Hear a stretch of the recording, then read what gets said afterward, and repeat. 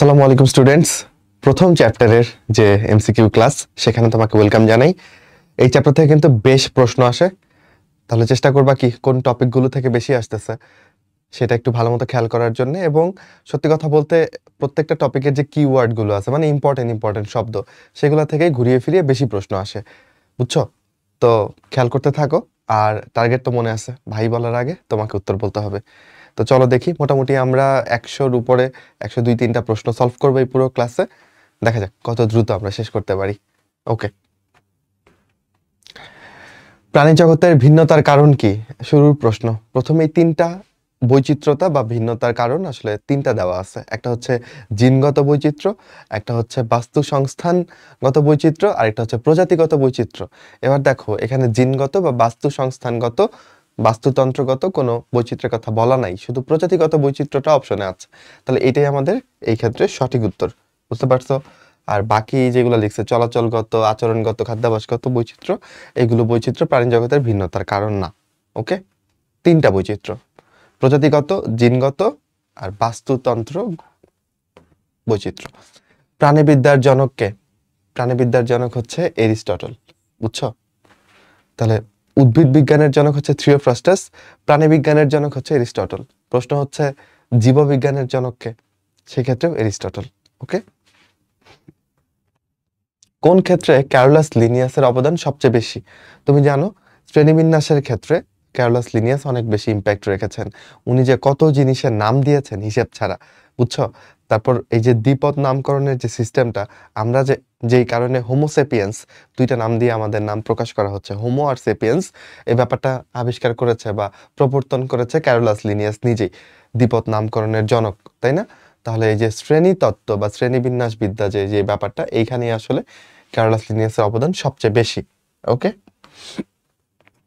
আচ্ছা, কোষীয় গঠনমাত্রার প্রাণী। আমরা যদি আমাদের পর্বগুলোকে সিরিয়ালি সাজাই আমরা দেখতে পাবো যে প্রথম পর্ব পরিফেরা, এটা হচ্ছে কোষীয়। এখানে খালি কোষগুলো টিস্যু তৈরি করে না, তাই না? আর একটু উন্নত হলে কি করে? কোষগুলো টিস্যু তৈরি করে। দ্বিতীয় পর্বটা হচ্ছে কোষ টিস্যু মাত্রার, বুঝছো? দ্বিতীয় পর্ব কোনটা? নিডারিয়া। আচ্ছা, তৃতীয় পর্ব হচ্ছে প্লাটিহেলমিনথেস। এখানে টিস্যুগুলো আবার কি হয়ে যায়? টিস্যুর পরবর্তী অংশ কি বলো? টিস্যু অঙ্গ। টিস্যু টিস্যু মিলে তৈরি করে অঙ্গ, আর কিছু অঙ্গ মিলে তৈরি করে তন্ত্র, রাইট? তাহলে 3 নাম্বারটা হচ্ছে টিস্যু অঙ্গ, দেখো সিরিয়ালি বাড়ছে একটা একটা করে। 4 নাম্বার পর্ব যেটা, সেটা হচ্ছে অঙ্গতন্ত্র মাত্রার, এবং এরপরে সবাই হচ্ছে এই অঙ্গতন্ত্র মাত্রার প্রাণী, নেমাটোডা থেকে নিয়ে বাকি সবাই। বুঝতে পেরেছো ব্যাপারটা? তাহলে সিরিয়ালি যাবা, সবচেয়ে অনুন্নত হচ্ছে কোষীয়, তারপরে কোষ টিস্যু, তারপর টিস্যু অঙ্গ, প্রথম 3টা গেল। এরপর থেকে সবাই হচ্ছে অঙ্গতন্ত্র মাত্রার প্রাণী, সোজা কথা। তাহলে আমরা এটা কি দাগাবো? পরিফেরা, পরিমাণে ছিদ্র, ছিদ্রাল প্রাণী, তাই না? নিচের কোন প্রাণীটা দ্বিস্তরী? আমরা জানি নিডারিয়া পর্বের প্রাণীরা দ্বিস্তরী। ওকে, যাদের মেসোডার্মের বদলে মেসোগ্লিয়া থাকে, যেটাকে আলাদা স্তর হিসেবে আমরা দেখি না। তাহলে হাইড্রা, জেলিফিশ, এগুলো হচ্ছে আমাদের নিডারিয়া পর্বের প্রাণী, তাই না? বাকি সবাই কিন্তু ত্রিস্তরী। আমাদের প্রথম যে পর্ব পরিফেরা, ওইটাতে কোনো আলাদা স্তর আমরা বিবেচনা করি না, কোষ মাত্রার প্রাণী তো, সব কোষ বিক্ষিপ্তভাবে ছড়ানো আছে, এখানে কোনো স্তরীভূত ব্যাপার খেয়াল হয় না। আচ্ছা, দ্বিস্তরী প্রাণী হচ্ছে নিডারিয়া, তারপরে হচ্ছে সবাই ত্রিস্তরী, প্লাটিহেলমিনথেস থেকে নিয়ে সবাই হচ্ছে ত্রিস্তরী। ওকে, সিলোমবিহীন প্রাণীদের পর্ব কোনটা? মানে সিলোম হচ্ছে উন্নত প্রাণীর একটা বৈশিষ্ট্য, বুঝছো? পরিফেরা, নিডারিয়া, এদের ক্ষেত্রে আমরা সিলোমের আলাপ করিই না। কেন? কারণ এরা ত্রিস্তরী না। সিলোম হচ্ছে ত্রিস্তরী প্রাণীর একটা বৈশিষ্ট্য, বুঝছো? তো পরিফেরা, নিডারিয়ার ক্ষেত্রে এদেরকেও তুমি অ্যাসিলোমেট বলতে পারো, কিন্তু জেনারেলি বলে না, বুঝছো? তো এসিলোমেট মানে যার সিলোম নাই। তো প্লাটিহেলমিনথেস ও ত্রিস্তরী হওয়ার পরে ওর কোনো গহ্বর নাই। গহ্বর মানে সিলোম একটা স্পেসিফিক গহ্বর। যেমন ধরো আমি যদি একটা এক্সাম্পল দিয়ে তোমাকে বুঝাই, আমাদের মানুষের, ধরো তুমি ডাক্তার অপারেশন করছো, তাহলে ধরো কারো পেট কাটলা, ওকে, পেট কাটার পরে তুমি পেটের ভেতর থেকে নাড়ি ভুঁড়িগুলো বের করলা। আমার প্রশ্ন হচ্ছে এই নাড়ি ভুঁড়িগুলো কি এমন যে কোনো একটা তরলের মধ্যে ডুবে আছে? ডুবে নাই কিন্তু, তাই না? মানে নাড়ি ভুঁড়িগুলো বের করে ফেলার পরে পেটের মধ্যে একটা এখানে গহ্বর দেখতে পারবো, এইটাই হচ্ছে আমাদের সিলোমিক গহ্বর। এবং একজন সার্জন হিসেবে তুমি যদি অপারেশন করতে যাও, তোমাকে অবশ্যই কেয়ারফুল থাকতে হবে। তুমি যখন পেরিটোনিয়াম পর্দাটা কাটবা, পেরিটোনিয়াম পর্দা হচ্ছে যেই পর্দা দিয়ে সিলম আবৃত থাকে। তাহলে আমাদের পেটের এই গহ্বরটা পেরিটোনিয়াম পর্দা দিয়ে আবৃত। তাহলে আমি প্রথম স্কিন কাটলাম, ওকে, তো স্কিন সরালাম, মাসল কাটলাম। এরপরে যদি আমি মাসল কাটার পরে যদি আমি ঘ্যাচাং করে কেটে ফেলি, তাহলে কি হইতে পারে, ওই পেরিটোনিয়াম পর্দা কাটার সাথে সাথে আমার পেটের যে ক্ষুদ্রান্ত আছে বা ধরো যেটা আছে ইলিয়াম বা যেটা হোক, ওইটাও কাটা পড়ে যেতে পারে, অন্ত্রের প্রাচীরও কাটা পড়ে যেতে পারে। কারণ পেরিটোনিয়াম পর্দাটা এই অঙ্গগুলোর সাথে একদম খুব টাইটলি মোটামুটি লেগে থাকে। তাহলে সার্জনরা কি করে তখন, অ্যাসিস্ট যিনি করেন উনি হচ্ছে বেসিকলি ওই পেরিটোনিয়াম পর্দাটা একটু টান দিয়ে তুলে ধরেন, বুঝছো, যেন নিচের কোনো অঙ্গের সাথে লেগে না থাকে। তারপর উনি পেরিটোনিয়াম পর্দাটা কেটে পেটের ভেতরে ঢুকেন। আমি কি বুঝাইতে পারছি ব্যাপারটা? আচ্ছা, এটা হচ্ছে একটা সিলম। তো এত সুন্দর সাজানো সিলম আসলে প্লাটিহেলমিনথেসের নাই। তাহলে প্লাটিহেলমিনথেস হচ্ছে অ্যাসিলোমেট। এর পরের যে পর্ব নেমাটোডা, ওদের ক্ষেত্রে একটা গহ্বর আছে কিন্তু ওইটা সুন্দর করে পেরিটোনিয়াম দিয়ে আবৃত না। তাহলে ওইটাকে আমি কি প্রপার একটা সিলম বলতে পারি? না। তো ওইটাকে আমি ডাকি হচ্ছে সিউডোসিলোমেট নামে। এটা খুব আসে যে সিউডোসিলম কার থাকে বা মিথ্যে সিলমটা কার থাকে। উত্তর হচ্ছে 4 নাম্বারটা, নেমাটোডা। ওকে, পর্বের যে ক্রম এটা মনে রাখতে হবে সবাইকে, নয়তো কিন্তু বিপদে পড়ে যাবা। ওকে, তাহলে সিলমবিহীন প্রাণী এখানে কোনটা আছে বলো? বাকি সবারই সিলম আছে। এটার একটা সিলম, এটা মিথ্যা সিলম, ঠিক আছে, তো এটা দাগাবা না, কারণ এটা থেকে বেটার অ্যান্সার আছে। সিলমবিহীন প্রাণী বলতে আমরা প্লাটিহেলমিনথেসকে বুঝবো। ওকে, চলো আগে। কোনটা অ্যাসিলোমেট, বানানটা একটু ভুল আসছে, প্যারা নাই। তাহলে আমরা প্লাটিহেলমিনথেস পর্বের প্রাণী খুঁজবো। গোলক্রিমি এটা কোন পর্বের প্রাণী বলো? এটা নেমাটোডা পর্বের প্রাণী। তাহলে ওর কেমন সিলম থাকে? নেমাটোডা। ওর সিলমটা হচ্ছে অপ্রকৃত সিলম। কেঁচো এটা কি? এটা কোন পর্বের? কেঁচো হচ্ছে তোমার অ্যানিলিডা, তাই না? তাহলে ওর প্রকৃত সিলম থাকে অ্যানিলিডা। ওকে, ফিতাকৃমি, ফিতাকৃমি হচ্ছে আমাদের প্লাটিহেলমিনথেস, বুঝছো? আচ্ছা, টেনিয়া সোলিয়াম যার সাইন্টিফিক নেম। আর কেঁচোর সাইন্টিফিক নেম কি? মেটাফাইর পোস্টুমা, তাই না? গোলক্রিমির সাইন্টিফিক নেম কি বলো, লিখে ফেলো তুমি। অ্যাসকারিস লাম্ব্রিকয়েডস। বানানগুলো একটু ঠিকঠাক মতো শিখো, পরীক্ষাতে অনেক সময় লিখতে হয়। হ্যাঁ, 1 নম্বর প্রশ্নে অনেক সময় বৈজ্ঞানিক নাম চেয়ে ফেলতে পারে, বা তুমি অ্যান্সার করতে গেলেও কখনো কখনো বৈজ্ঞানিক নামটা লিখতে হয়, তখন যেন বানানটা ভুল না করো। আর যদি ভুল করার সম্ভাবনা থাকে তাহলে লিখই না, বুঝছো? আচ্ছা, শামুক হচ্ছে পিলা গ্লোবোসা। ইভেন ঢাকা ইউনিভার্সিটির পরীক্ষাতেও কিন্তু বৈজ্ঞানিক নাম লিখতে দেয়। কোনগুলো? এই কমনগুলোই লিখতে দেয়। মানে এখানে তোমার ওই খুব দূরে ধরো তোমার একটা মিক্সিনি বা পেট্রোমাইজন টিডার একটা প্রাণী, ওদের গুলা লিখতে দিবে না, এই কমন গুলাই লিখতে দিবে, ইজি গুলা। শামুক হচ্ছে পিলা গ্লোবোসা, এটা কোন পর্বের বলো? এটা হচ্ছে মলাস্কা পর্বের, তাই না? উত্তর কি হবে বলো? ফিতাকৃমি। কোন পর্বটা সিলমবিহীন? একই প্রশ্ন। এখানে দেখো, এখানে প্লাটিহেলমিনথেসটা নাই। ওকে, অপরদিকে মলাস্কা, একানোডার্মাটা, আর্থ্রোপোডা সবারই সিলম থাকে, সবাই উন্নত। তাহলে আমার উত্তর বাধ্য হয়ে নিডারিয়া তাকাইতে হচ্ছে। যদিও ভাই বলছে যে নিডারিয়া পরিফেরা এদের ক্ষেত্রে আমরা সিলমের বিবেচনাটাই করি না, কারণ ওরা ত্রিস্তরই না। সিলমবিহীন পর্ব কোনটা? একই প্রশ্ন, যতবার আসছে ততবার তোলা হয়েছে আর কি, অনেকবার আসছে বোর্ডে। কোন প্রাণী অ্যাসিলোমেট? আচ্ছা, এখান থেকে আবার খুঁজে বের করতে হবে।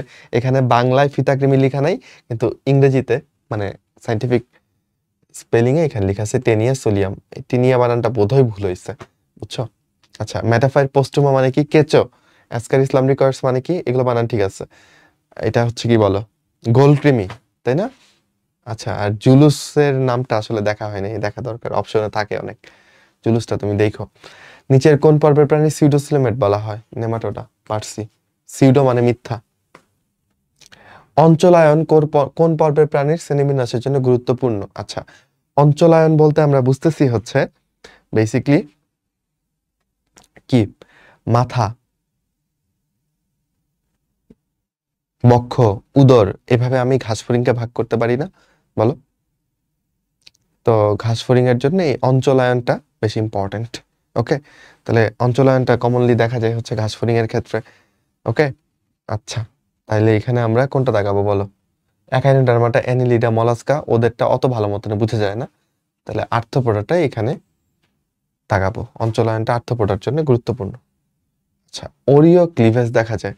ক্লিভেজ তো হইতে পারে কি কি বলো? ওরিও হইতে পারে, দ্বিপার্শ্বীয় হইতে পারে, সর্পিল হইতে পারে, তাই না? ওরিও ক্লিভেজের ক্ষেত্রে অরিও ক্লিভেজ ছিল হচ্ছে প্রথম অপশনটা। আচ্ছা, এইটা কাদের ক্ষেত্রে দেখা যায়? ওকে, মলাস্কা, অ্যানিলিডা, ওদের ক্ষেত্রে দেখা যায় হচ্ছে সর্পিল, বুঝছো? সর্পিল ক্লিভেজ মলাস্কা, অ্যানিলিডার ক্ষেত্রে। কর্ডাটার ক্ষেত্রে দেখা যায় হচ্ছে দ্বিপার্শ্বীয়, ঠিক আছে? কর্ডার ক্ষেত্রে কি বলো? দ্বিপার্শ্বীয় যে ক্লিভেজ আছে ওইটা দেখা যায়। তাহলে উত্তর কি দাঁড়াচ্ছে বলো? আর্থ্রোপোডা। অরিও ক্লিভেজ দেখা যায় হচ্ছে আর্থ্রোপোডাতে, ঠিক আছে? এখানে ক্লিভেজ বলতে কি বোঝাচ্ছে? এই যে তোমার জাইগোট, এই জাইগোটটা এবার কি হিসেবে বিভাজিত হবে, কিভাবে বিভাজিত হবে, সেটাই হচ্ছে তোমার ক্লিভেজ, বুঝছো? তো বইতে একটা ফিগার আছে, তো ওই ফিগারটা একটু দেখতে পারো। কোন প্রাণীতে অরিও ক্লিভেজ ঘটে? ওকে, কোন প্রাণীতে ঘটবে? যেই প্রাণীটা হচ্ছে আর্থ্রোপোডার, তারই তো অরিও ক্লিভেজ হবে, তাই না? তো আর্থ্রোপোডার কে আছে এখানে? ঘাস ফড়িং, শামুক, ঝিনুক, এটা সবাই মলাস্কা। এদের কি ঘটবে বলো? সর্পিল ক্লিভেজ। কেঁচো, অ্যানিলিডা, এরও হচ্ছে সর্পিল ক্লিভেজ। বাকি সবাই হচ্ছে সর্পিল ক্লিভেজ। ওকে, কোন প্রাণীতে অরিও ক্লিভেজ ঘটে? একই প্রশ্ন। আচ্ছা, দুইবার আসছে। প্রতিসাম্যতা কি? আচ্ছা, এটা তো একদম ইজি। যে কোনো তলের ভিত্তিতে প্রাণীর আঙ্গিক অবস্থান, এইটা হচ্ছে প্রতিসাম্যতা। 3টা ভ্রূণস্তর বিশিষ্ট দশা, এটা তো কয়টা ভ্রূণস্তর? এটা কি প্রতিসাম্যতা না? এটা বাদ। একই ধরনের খণ্ডাংশ বিশিষ্ট অবস্থা, এটাকে সমখণ্ডকায়ন বলবা। প্রাণীকে কয়েকটি অঞ্চলে বিভাজনের পদ্ধতিকে অঞ্চলায়ন বলবা, তাই না? উত্তর কি হবে? উত্তর হবে বি নাম্বারটা। ভলভক্সের ক্ষেত্রে, ভলভাক্স হয়ে গেছে, এটা হচ্ছে ভলভক্স। ভলভক্স হচ্ছে বেসিক্যালি শৈবাল। এই শৈবালগুলো একসাথে গোলাকার হয়ে ফুটবলের মতো হয়ে থাকে, মানে এটা কলোনি করে থাকে, বুঝছো? কলোনির মধ্যে। তো এরকম গোল্লা কোনো কিছু যদি পাও ভলভক্সের মতো, তাহলে এটা কি প্রতিসাম্যতা দেখাবে? গলীয় প্রতিসাম্যতা দেখাবে। ওকে, ভলভক্সে কোন ধরনের? গলীয়। ভলভক্স হইলেই গলীয়। দেখো এখানে 2টা ও আছে, এই 2টা ও এর দিকে তাকাইলেও তো এটাকে গলীয় বলতে তুমি বাধ্য হবা, তাই না? অরীয় প্রতিসাম্যতা কই দেখা যায় বলো? নিডারিয়া পর্বের প্রাণীতে অরীয় প্রতিসাম্যতা পাবা। হাইড্রা, জেলিফিশ, সি অ্যানিমন, এগুলোর মধ্যে অরীয় প্রতিসাম্যতা দেখা যায়। আচ্ছা, পারছি। কোন পর্বের প্রাণী? হ্যাঁ, মাত্রই বললো নিডারিয়া পর্বের প্রাণী। একই প্রশ্ন, তাই না? আচ্ছা, পিলা, পিলা কি? শামুক। শামুক কেমন? অপ্রতিসম। ভলভক্স হচ্ছে গলীয় প্রতিসম। আর এই জুলুসটা যে কি, এটা না দেখে খুব ভুল হয়েছে। এটার প্রতিসাম্যতার এক্সাম্পল বোধহয় দেওয়া নাই তোমার বইতে, এই জুলুস। আচ্ছা, দ্বিঅরীয় প্রতিসাম্যতা কোনটায় দেখতে পাবা? তোমার বইয়ে 2টা এক্সাম্পল আছে, একটা হচ্ছে এই যে সেলোপ্লানা, আর একটা হচ্ছে টেনোফোরা, ঠিক আছে? টেনোফোরার বানানটা কিন্তু সি দিয়েই শুরু, বুঝছো? তাহলে দ্বিঅরীয় প্রতিসাম্যর ক্ষেত্রে তুমি সিসি মনে রাখতে পারো।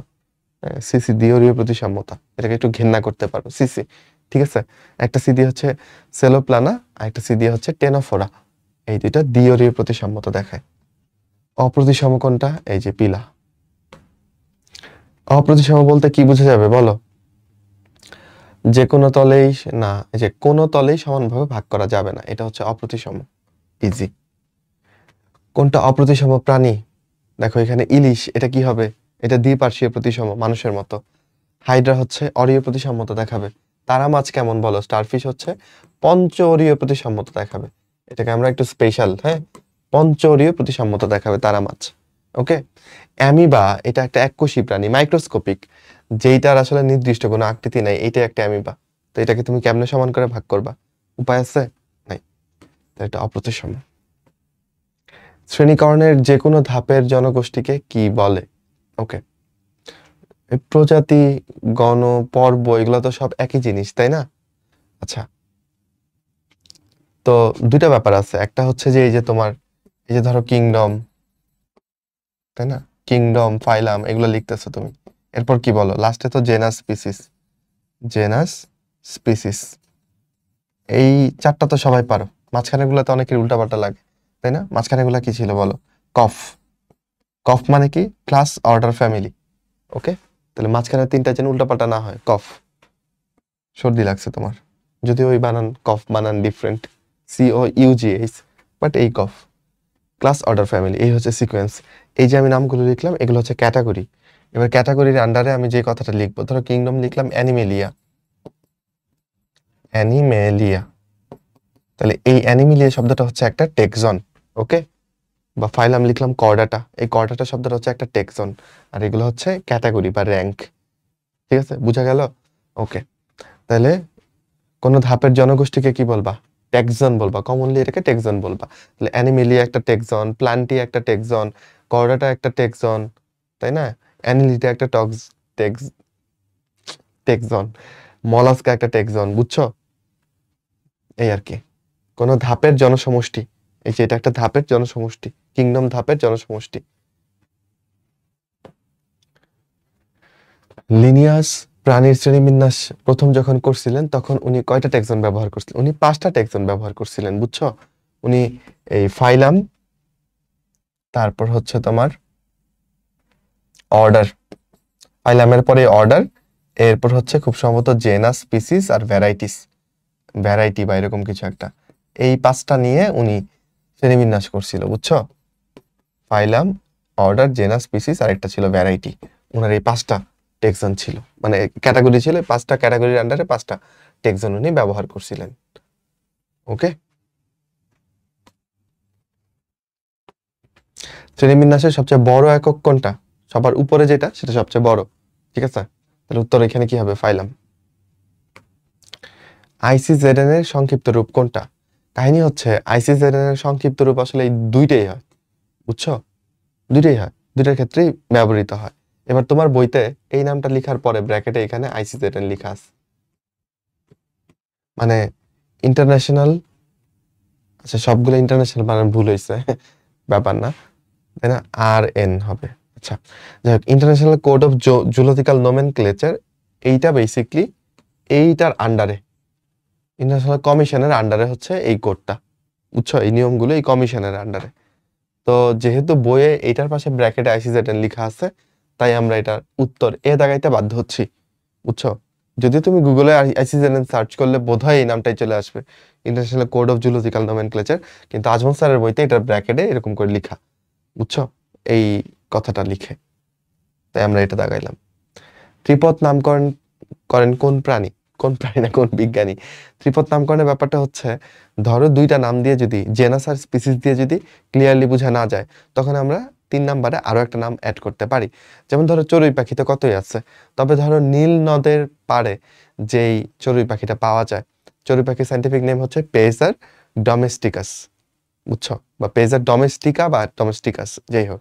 তো এটা বললে তো সব চড়ুই পাখিকেই বোঝায়, কিন্তু নীল নদের তীরের চড়ুই পাখিগুলোকে বোঝানোর জন্য তৃতীয় আরেকটা নাম লাগানো হয়েছে, নিলোটিকাস। তাহলে পেজার ডোমেস্টিকাস, নিলোটিকাস, এইটা হচ্ছে 3টা নাম দিয়ে বুঝাচ্ছি আমি। এই ব্যাপারটা বিজ্ঞানী স্লেজেল,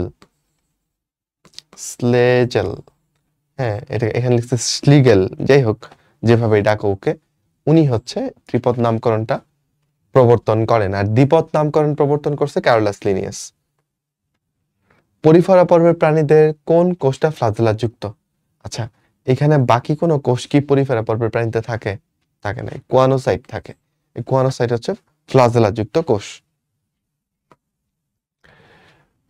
কোন পর্বের প্রাণীর দেহ প্রাচীরে অস্টিয়া নামক ছিদ্র থাকে? তাহলে অস্টিয়া নামক ছিদ্রে ভরপুর হচ্ছে এই পরিফেরা।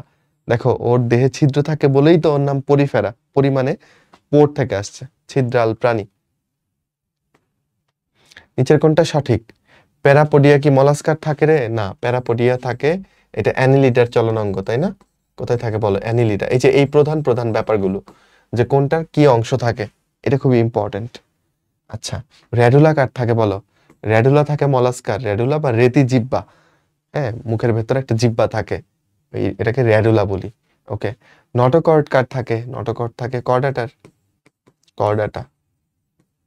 তাহলে স্পঞ্জোসিল, এইটা পরিফেরার, এটা ঠিক আছে। স্পঞ্জ মানে হচ্ছে স্পঞ্জ, আর সিল মানে গহ্বর। তাহলে স্পঞ্জের ভেতরে একটা গহ্বরের মতো থাকে, ওইটাকে স্পঞ্জোসিল নামে ডাকা হয়। সমস্ত স্পঞ্জ কোন পর্বের অন্তর্গত বলো? পরিফেরার। তাহলে উত্তর হচ্ছে সি নাম্বারটা। পারা গেল? কোন প্রাণীটা গঠনগতভাবে সরলতম? তাহলে যে সব থেকে মানে আগের সিরিয়ালে যত আগের পর্ব তত সরল গঠন, তাই না? আচ্ছা, দেখো এখানে পরিফেরা পর্বের কেউ আছে স্পঞ্জিলা, এটা পরিফেরা পর্বের। ও শুধু কোষ মাত্রার প্রাণী, তাই না? ও টিস্যু তৈরি হয় না, তাহলে অনেক সরল। উত্তর হচ্ছে ডি নাম্বার। কোন পর্বের প্রাণীরা সমুদ্রের রেইন ফরেস্ট নামে পরিচিত? উত্তর হচ্ছে নিডারিয়া। এরাই কিন্তু প্রবাল বা কোরাল তৈরি করে, যেখানে অনেক প্রাণী থাকে। কলা সংগঠন মাত্রা প্রাণী, কলা বলতে টিস্যু, মানে টিস্যু তৈরি করে কে বলো? তাহলে এটা হবে দ্বিতীয় নাম্বারটা। কোষ মাত্রা বললে তো পরিফেরা, কোষ টিস্যু বা টিস্যু মাত্রা বললে কি?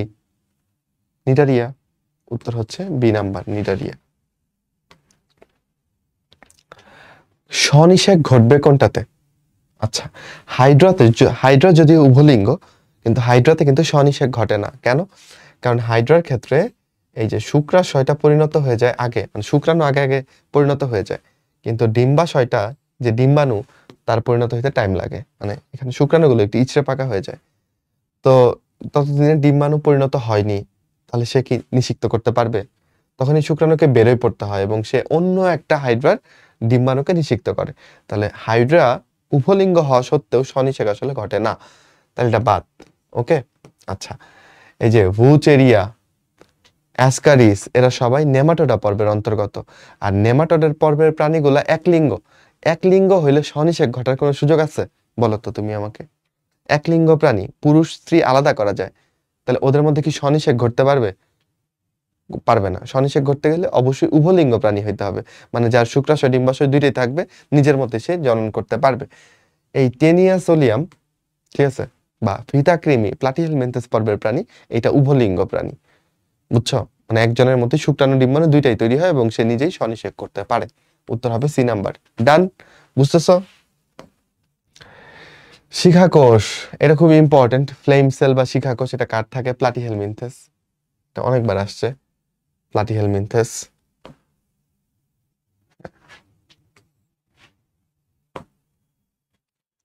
নিচের কোনটা প্লাটিহেলমিনথেস পর্বভুক্ত প্রাণী? আচ্ছা, স্কাইফারটা যেন কি ভুলে গেলাম। আচ্ছা, পরিচিত লাগতেছে। অ্যাসকারিস তো আমরা চিনি, গোলকৃমি, এইটা তো নেমাটোডা।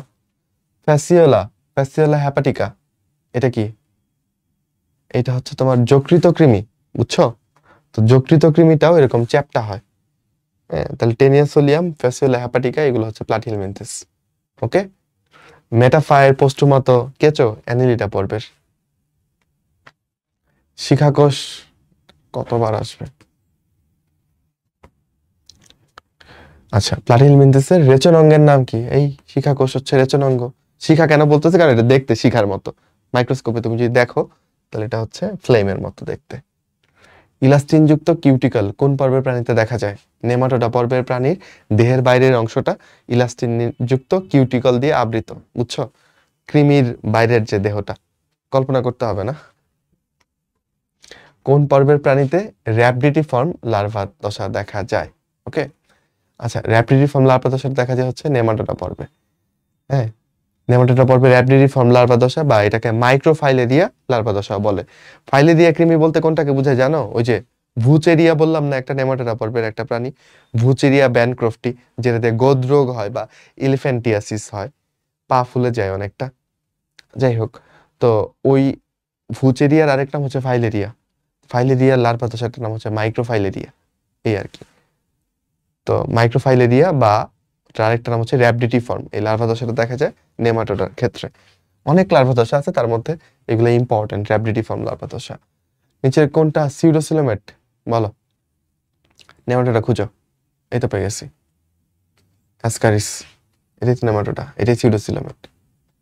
দ্বিতীয় বৃহত্তম পর্বের নাম হচ্ছে মলাস্কা, সবচেয়ে বড় হচ্ছে আর্থ্রোপোডা, তাই না? মলাস্কাকে কিন্তু আমরা কি বলি? কম্বোজ প্রাণী বলি, তাই না? আর্থ্রোপোডাকে বলি সন্ধিপদযুক্ত প্রাণী। কোন পর্বের প্রাণীতে অর্ধমুক্ত ধরনের রক্ত সংবহন দেখা যায়? মুক্ত মানে হচ্ছে যেখানে ধমনী শিরা নাই, দেহ গহ্বরে রক্তটা উন্মুক্ত হয়, যেমন ধরো ঘাসফড়িং, তেলাপোকা, তাদের রক্ত সংবহন মুক্ত। আমাদেরটা হচ্ছে বদ্ধ, আমাদের রক্ত ধমনী শিরার বাইরে বের হয় না, তাই তাই তো। আর মলাস্কারটা হচ্ছে অর্ধমুক্ত।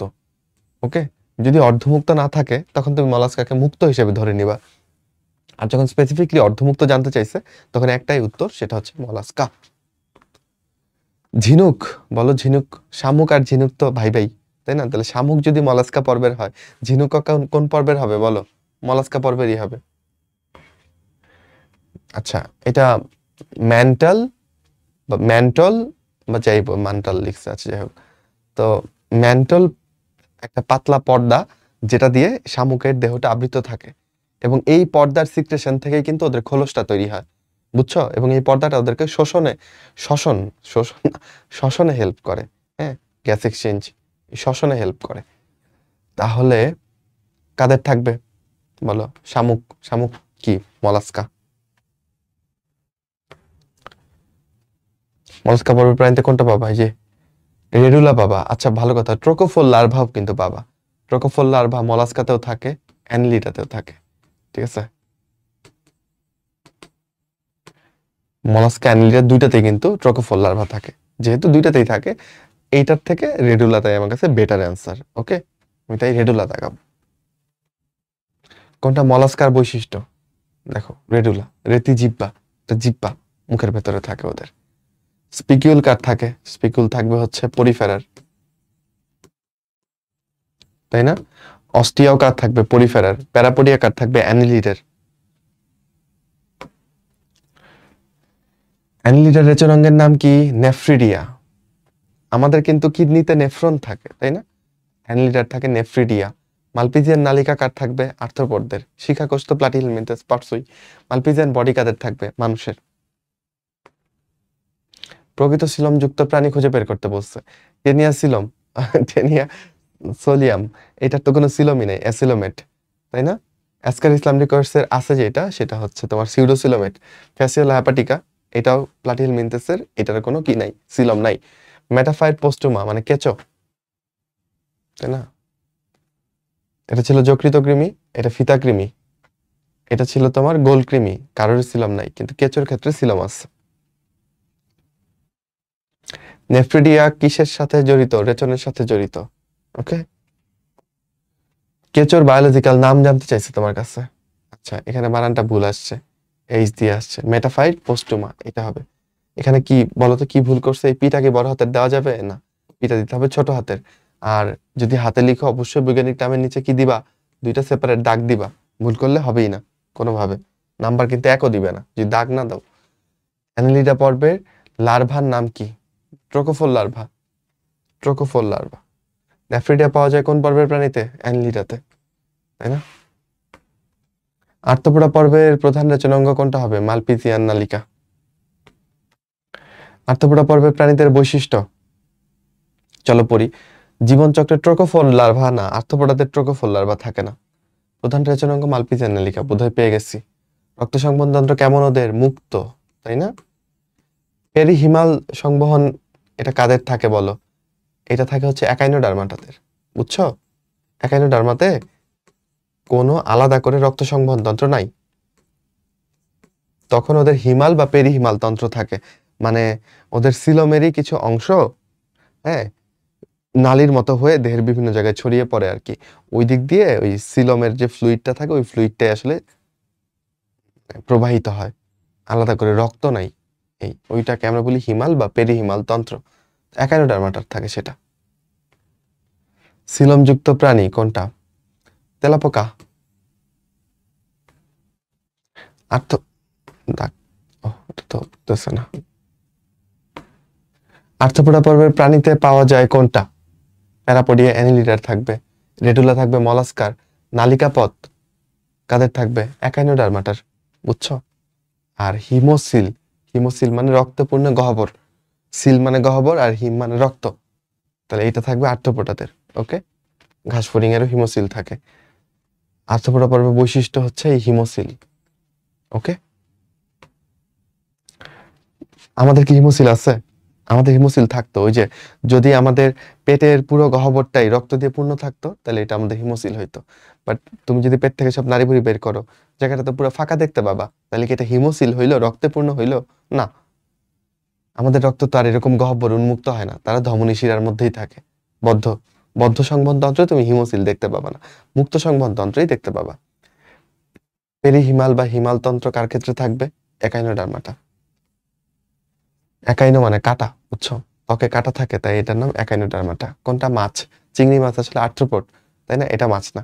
তারা মাছ আসলে একাইনোডার্মাটা, এটাকেও ঠিক মাছ বলা যায় না। জেলিফিশ নামে ফিশ আছে, বাট এটা আসলে নিডারিয়া। এটা কি কেউ কোনোটাই কি মাছ আসলে? কোনোটা আসলে মাছ না। ভেটকি মাছ একটা প্রপার মাছ, রাইট? কর্ডাটা। আর বাকি কেউই কিন্তু কর্ডাটা না।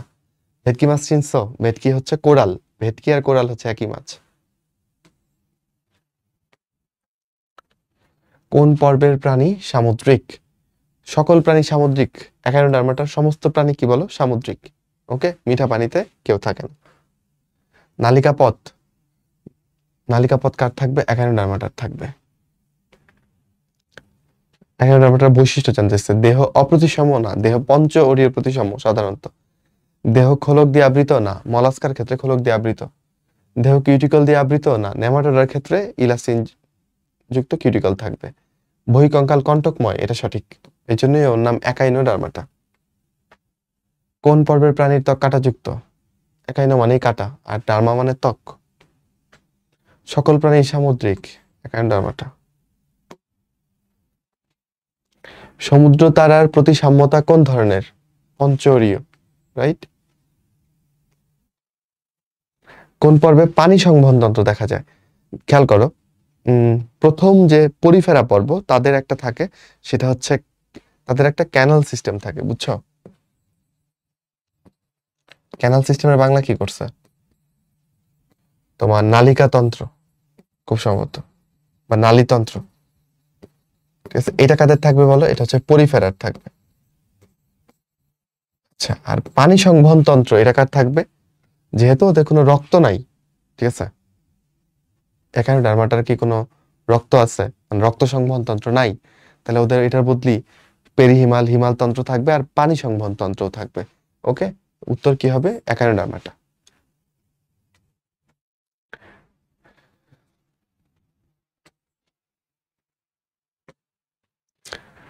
এন্ডোস্টাইল এটা কিসে পরিণত হয়ে যায়? কর্ডেটদের ক্ষেত্রে থাইরয়েড নামক গ্রন্থিতে পরিণত হয়ে যায়, যেটা আমাদের গলার এখানটায় থাকে, বাদুড়ের দুইটা ডানার মতো, বুঝছো?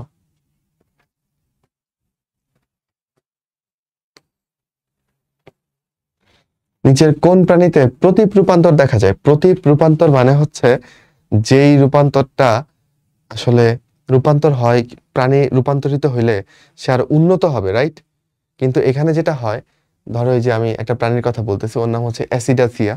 এই অ্যাসিডাসিয়া প্রাণীটা প্রথমে তার নটোকর্ড থাকে ভ্রূণ অবস্থায়, পূর্ণাঙ্গ অবস্থায় সেই নটোকর্ড হারায় যায়। তুমি বলো, এটা কি সে উন্নতির দিকে গেল না অবনতির দিকে গেল? নটোকর্ডটা যদি মেরুদণ্ড হইতো তাহলে আরো উন্নত হইছে, তাই না? কিন্তু ওদের ক্ষেত্রে যেহেতু নটোকর্ড হারাই যাচ্ছে, এটা আমরা তখন এটাকে বলি হচ্ছে রেট্রোগ্রেড। রূপান্তরের ইংরেজিটা কি বলো? কি যেন বলে, ভুলে গেলাম। আচ্ছা, যাই হোক, মাথায় আসতেছে না। প্রতীপ ইংরেজি হচ্ছে রেট্রোগ্রেড, মানে উল্টা দিকে যাচ্ছে। ওকে, তাহলে অ্যাসিডাসিয়া এটা হবে, ঠিক আছে? এটার ক্ষেত্রে এমনটা হয়, নটোকর্ড থাকে বাচ্চার সময়, মানে ভ্রূণ অবস্থায়, পরে এটা হারায় যায়। এই যে, তাহলে অ্যাসিডাসিয়ার ক্ষেত্রে প্রতীপ রূপান্তর হবে। কর্ডেট কিন্তু মেরুদণ্ড না। কর্ডেট হওয়ার শর্ত হচ্ছে জীবদ্দশার কোনো একটা সময় নটোকর্ড থাকলে সে কর্ডেট। আর মেরুদণ্ডী হওয়ার শর্ত হচ্ছে তাকে অবশ্যই কর্ডাটা মানে ওই নটোকর্ডকে অবশ্যই মেরুদণ্ডে রূপান্তরিত হইতে হবে। আচ্ছা, তাহলে আমাদের অ্যাসিডাসিয়া এটা কর্ডেট, কিন্তু এটা কি না? মেরুদণ্ডী না। এবং এরা হচ্ছে, আমরা তো কর্ডাটাকে আমরা সাবফাইলামে ভাগ করছি, তাই না? এই অ্যাসিডাসিয়া এরা কোথায় পড়ছে? ইউরোকর্ডাটা এই সাবফাইলামে পড়ছে। এই ইউরোকর্ডাটায় যারা আছে সবাই কিন্তু কর্ডেট, কিন্তু কেউই মেরুদণ্ডী না। আচ্ছা, অ্যামোসিড লার্ভা দশা দেখা যায় কোনটাতে? আচ্ছা, এখানে তোমরা একটু কষ্ট করে বই থেকে একটু ভালো করে কর্ডাটা পর্বের যে ভাগটা এটা একটু দেখবা। আমি লেখার চেষ্টা করি কর্ডাটা, ঠিক আছে? এটা হচ্ছে একটা ফাইলাম, এটাকে তিনটা সাব ফাইলামে ভাগ করছি, রাইট? এটা হচ্ছে তোমার ইউরোকর্ডাটা, এটা হচ্ছে তোমার সেফালোকর্ডাটা, আর এটা হচ্ছে তোমার ভার্টিব্রাটা, তাই না? ভার্টিব্রাটা এখান থেকে ইম্পর্টেন্ট। ভার্টিব্রাটার মধ্যে আবার আমি সুপার ক্লাসে ভাগ করছি, দুইটা সুপার ক্লাস, বুঝছো? একটা হচ্ছে তোমার এক নাথা, নাথা মানে চোয়াল, আর এ মানে কি? নাই, ঠিক আছে, মানে চোয়াল নাই। আচ্ছা, এটা হচ্ছে তোমার ন্যাথোস্টোমাটা।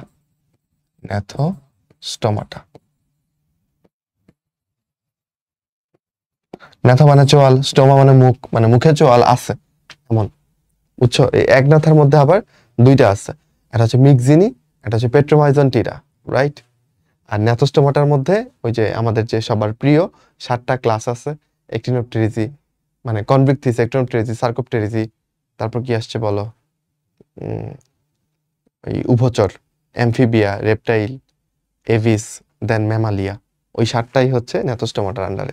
তো এইটা একটু ক্লিয়ার রাখো, তাইলে আরাম পাবা আর কি। যাই হোক, প্রশ্ন আসছে নিচে কোনটা অ্যামোসিড লার্ভা দশা দেখা যায়?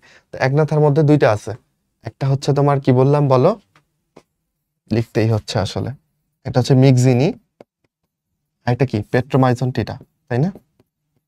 পেট্রোমাইজন টিটা, বইতে ছবি আছে সুন্দর সুন্দর, দেখবা।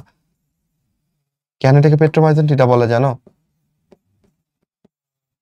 পেট্রো মানে পাথর, তো এটা আসলে পাথর চুষে, পাথরের মধ্যে তার চোষক থাকে মুখে, ওই চোষক দিয়ে পাথরের মধ্যে আটকে থাকে, বা পাথর চুষে পুষ্টি নেওয়ার চেষ্টা করে, এই জন্য এটার নাম পেট্রোমাইজন টিটা, পাথর চোষক। আচ্ছা, তো মিক্সিনের আরেকটা নাম আছে, এইগুলো নামে তো মানুষ নর্মালি ডাকে না, তাই না? তুমি কি এই বাঘকে কি তুমি প্যান্থেরা লিও বলে ডাকো? কখন প্যান্থেরা টিগ্রিস বলে ডাকো, টাইগার বলে ডাকো? তো ওদেরও কিছু নিজস্ব নাম আছে। এই মিক্সিনিকে বলা হয় হ্যাগফিশ, আর পেট্রোমাইজন টিটাকে বলা হয় ল্যাম্প্রে। কিভাবে মনে রাখবা?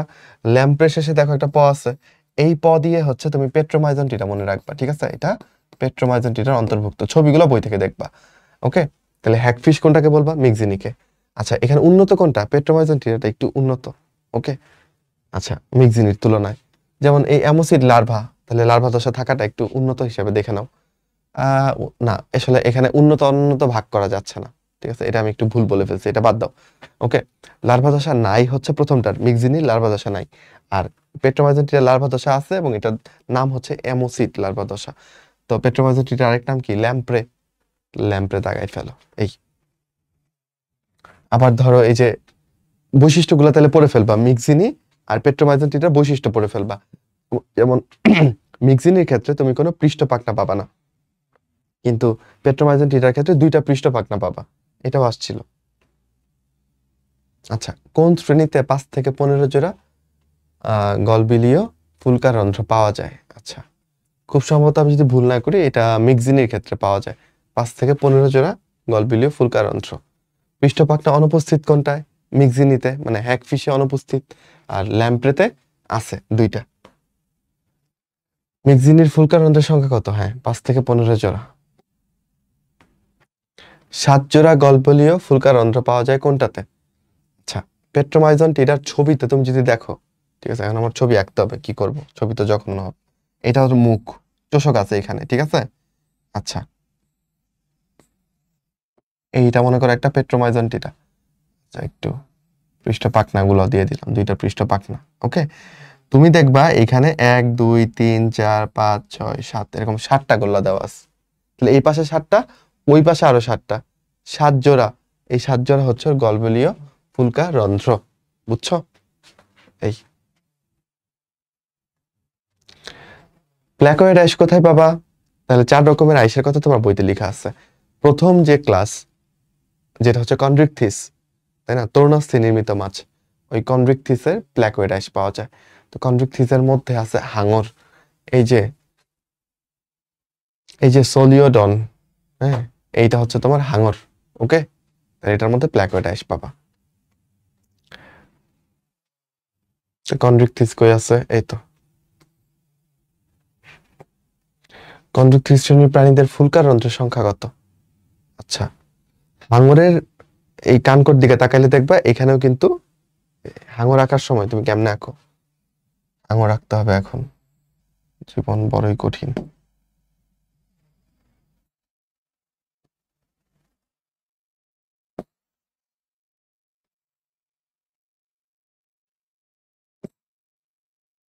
আচ্ছা, এটাকে একটা হাঙর হিসেবে দেখো তুমি, ঠিক আছে? ওকে, এই হাঙরটার তুমি এখানে দেখবা এরকম করে দাগ আছে, দেখছো? এইগুলাই হচ্ছে ওর কি বলো, এগুলো হচ্ছে ফুলকারন্ধ্র। হ্যাঁ, তো এরকম কয়টা থাকে বলো? এটা একটু চেক দিও, আই থিঙ্ক 5 থেকে 7 জোড়া, ঠিক আছে? 5 থেকে 7 জোড়া ফুলকারন্ধ্র থাকে এই মোটামুটি ভালোই হয়েছে আঙুরের মতো, তাই না? একটু দাঁত দিয়ে দিই। ওকে, আচ্ছা, তাহলে তোমার সোলিওডন ল্যাটিটিউডস মানে কি? আঙুর। এটা রাইস কোন ধরনের? প্ল্যাকোয়েট। হেটারোসার্কাল লেজ পাওয়া যাবে কোথায়? কনড্রিকথিসে। হেটারোসার্কাল লেজ মানে কি? দুইটা লেজ সমান না, এটা হচ্ছে হেটারোসার্কাল।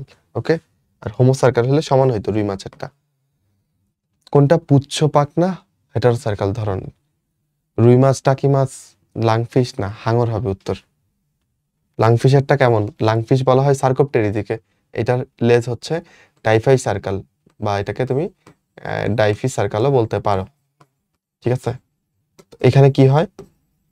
এখানে হচ্ছে দুইটা লেজের অংশ এসে একসাথে মিলে যায়, এরকম লেজ, তাই এটা ডাইফি সার্কাল। হাঙরের ক্ষেত্রে তো দেখছোই, একটা বড় একটা ছোট। আর রুই, টাকি এদের ক্ষেত্রে কেমন? এদের ক্ষেত্রে হোমো সার্কাল, লেজটা সমান। আচ্ছা, কোনটা ডিম্ব জরায়ুস প্রাণী? এটার ইংরেজিতে কি বলে? ওভোভিভিপেরাস, এরকম একটা নাম বলে আর কি। আচ্ছা, ডিম্বস জরায়ুস বলতে বুঝাচ্ছে হাঙরের ক্ষেত্রে কি হয় আমি তোমাকে বলি। হাঙরের একটা ডিম থাকে, বুঝছো? আবার ওর একটা জরায়ু থাকে। তাহলে এই জরায়ুর মধ্যেই এই ডিমটা থাকে, ডিমটা বাইরে বের হয় না, এমন না যে ও ডিম পারে না, ডিমটা জরায়ুর মধ্যে থাকে এবং এই ডিমের মধ্যেই হাঙরটা বড় হইতে থাকে, বুঝছো? এটা তো একটা হাঙর, বাচ্চা হাঙর, ও এখানে বড় হইতে থাকে এবং ওর যা পুষ্টি দরকার ও কোত্থেকে নেয়? ও ডিম থেকেই নেয়। নর্মালি আমরা যখন মায়ের জরায়ুতে থাকি, মায়ের সাথে আমাদের একটা আম্বিলিকাল কর্ড দিয়ে কানেকশন থাকে প্লাসেন্টার মাধ্যমে, যেটার মাধ্যমে পুষ্টি উপাদানগুলো মা থেকে আমার দেহে আসে, আমার বর্জ্যগুলো আমার থেকে মায়ের দেহে চলে যায়। কিন্তু ওদের সাথে, মায়ের সাথে ওরকম কোনো কানেকশন নাই। ওর যা পুষ্টি দরকার এই কুসুম থেকে নিবে, এই ডিমের ভেতর থেকে নিবে, কিন্তু ও বেড়ে উঠবে কোথায়?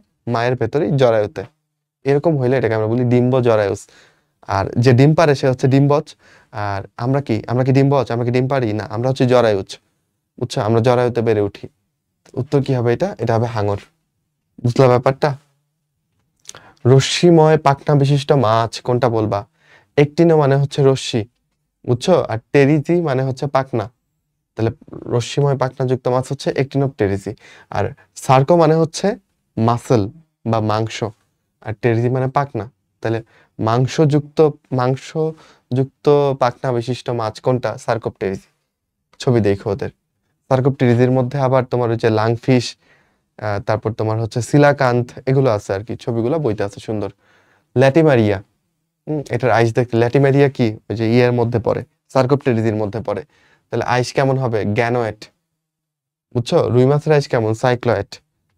কই মাছের আইস কেমন? টিনয়েড। টিনয়েড মানে কাঁটাযুক্ত আইস, সাইক্লয়েড মানে গোলাকৃতির আইস। ওকে, তাহলে টিনয়েড সাইক্লয়েড দুইটাই একটিনোপটেরিজিতে থাকে। প্ল্যাকোয়েড থাকে কনড্রিকথিসে 1 নাম্বারটায়, আর গ্যানোয়েড থাকে 3 নাম্বারটায়, যেটার নাম হচ্ছে সার্কোপটেরিজি। সার্কোপটেরিজির বৈশিষ্ট্য, অন্তকঙ্কাল তরুণাস্থিময় না, এটা কার বৈশিষ্ট্য বলো? এটা কনড্রিকথিসের বৈশিষ্ট্য। লেজ হেটার সার্কেল, এটাও কনড্রিকথিসের বৈশিষ্ট্য। আইস প্ল্যাকোয়েড, এটাও কনড্রিকথিসের বৈশিষ্ট্য। এটা হচ্ছে সঠিক উত্তর। ওদের পটকাটা রক্তজালক সমৃদ্ধ। ওকে, আচ্ছা, সার্কোপটেরিজি শ্রেণীর বৈশিষ্ট্য, গ্যানোয়েড আইস পেয়ে গেছি প্রথমেই তো এটা। লেজটা কেমন? DYFI circle. আইসটা তো গ্যানোয়েড বললাম। একটোথার্মিক প্রাণী মানে কি রে?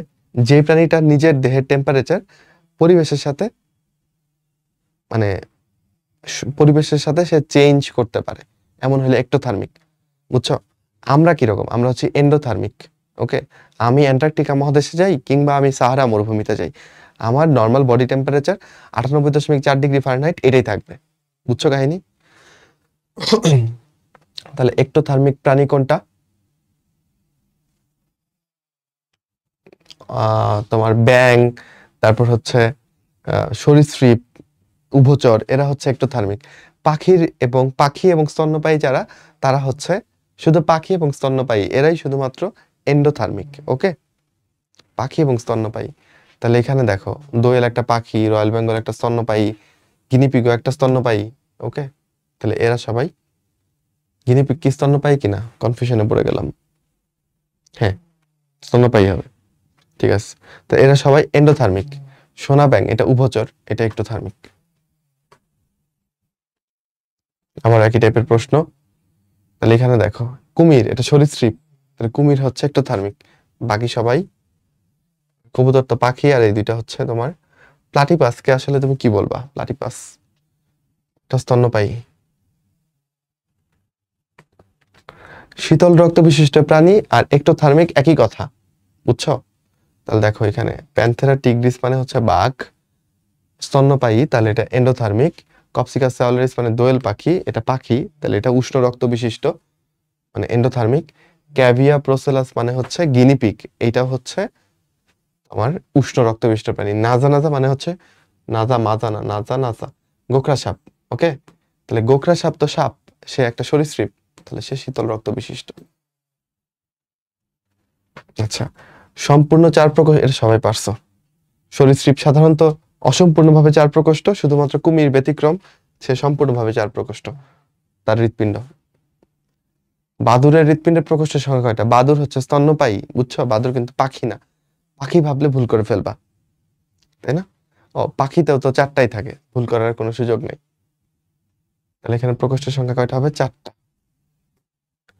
ডায়াফ্রামের ক্ষেত্রে কোনটা প্রযোজ্য? ডায়াফ্রাম কি করে দেখো, ডায়াফ্রাম হচ্ছে এটা শুধুমাত্র স্তন্যপায়ীতে পাবা তুমি, এবং এটা বেসিক্যালি বক্ষ এবং উদর গহ্বরকে পৃথক করে রাখে, ঠিক আছে? আচ্ছা, এই তো,